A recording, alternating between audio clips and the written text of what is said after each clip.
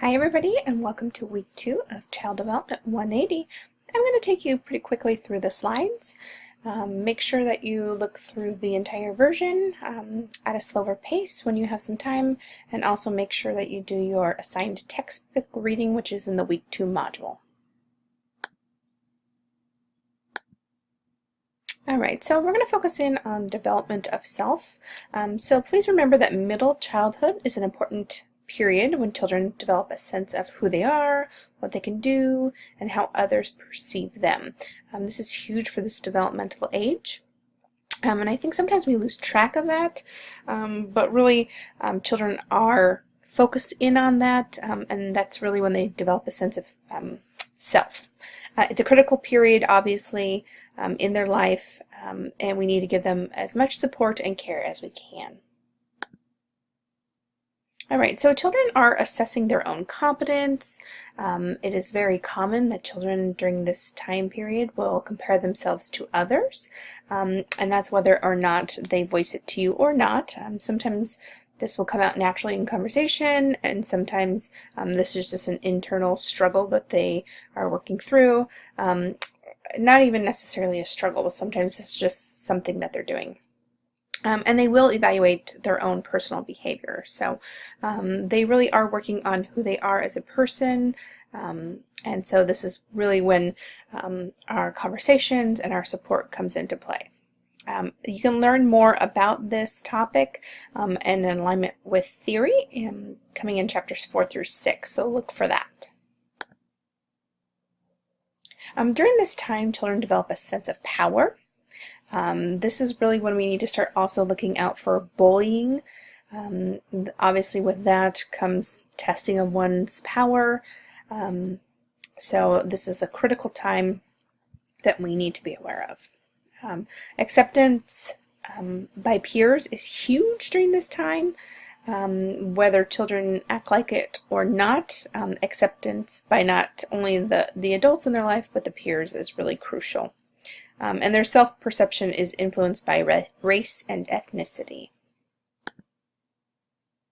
Again, bullying is a major problem for children in this age range. Unfortunately, we've heard of so many stories of children who have been bullied, not just in person, but online. It can be unprovoked aggression, and it's really could be aimed at inflicting injury or discomfort on the victim. It can be direct or indirect. Sometimes we think of bullying as one child coming up to another child and saying something to their face, and really with bullying it can be much further from that than we might think. It can be direct or indirect, and it doesn't just have to be a face-to-face conversation. Obviously with children who are the ones who are bullying another, they seem to disregard the feelings of their victims. Cyberbullying is really common during the ages of 11 through 19. I think with the more technology we use, the more increased use of social media that we see, we'll see more of this, unfortunately. Cyberbullying is bullying by electronic means, obviously, and it doesn't just have to be on Facebook. It could be through other social media places like Twitter or Instagram. It also happens through other online mediums. It can happen through chat rooms. It can be something we may not even expect, like a website where children go and talk or get information, and there's commenting and chat box options. So it can really be much further than Facebook. I know sometimes we focus in on Facebook, and that's not just the only place that this can happen. Obviously with this is one of the major reasons that we need to monitor online activity with children. So whether we are a parent, whether we are an after-school caregiver, a camp counselor, we need to be diligent in monitoring the online activity of children. There's a lot of hidden dangers out there, and we need to be proactive in keeping children safe. I also note that sometimes we think of the cyberbullying coming just from one's peers, and that is common, but you also have to consider that the bullying may come from an adult. It may come from another child, from another school. It's really much further extended than we sometimes first think about. So here are some practical ways that children can deal with bullying. Obviously, if it's a threat of one's life or inflicting physical harm, or something that's not just name calling, you wouldn't want to just ignore that, right? A child wouldn't want to just ignore that. They'd obviously need to speak up to an adult so that it could be handled. But helping children be aware of electronic media concerns and what kind of some proper protocols are for getting support when they need it is crucial here. And hopefully most schools will have a policy that's zero tolerance for bullying. I know there's a lot of elements that go into this, and it's not always as clear as we might hope or think, but nonetheless something for us to consider. Obviously, during middle childhood, peer groups and friendships are so important. They really are crucial for development of young children. They depend on their friends to share activities, carry on conversations, and even provide support for them. They will rely on their friends for intimate conversations about problems, dreams, and expectations.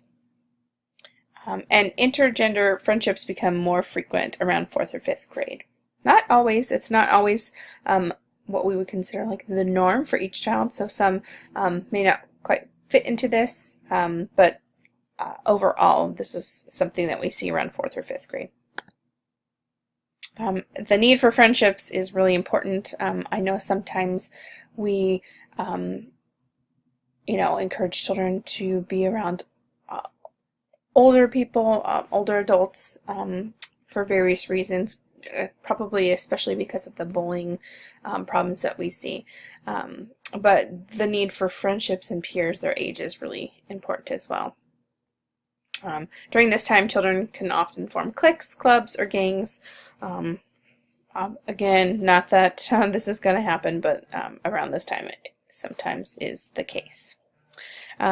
We need to encourage children in using certain social skills in order to have friends, so these are great topics that we can have, topics of conversation.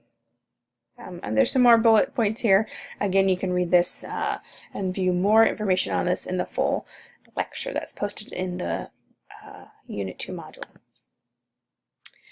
We want to make sure that we are nurturing children's ability to examine the basis for friendships. We want to allow opportunities for children to spend time with one another. This is not to say the adult completely steps out and doesn't monitor the conversations or the activities, but giving them a little bit of freedom during this time and space is key, of course, obviously, considering policies and what's developmentally appropriate for this age. So here are some tips just to help children be supported. So just a quick pause and reflect. What are some ways you can support school-age children as a caregiver? What is one challenge for yourself that you can work on to be a more supportive and or effective caregiver? So I just want you to stop and think about that for a few minutes, and as you continue on, keep this in the back of your mind as you are learning more strategies to work with children. All right, and with that, I thank you and continue the great work.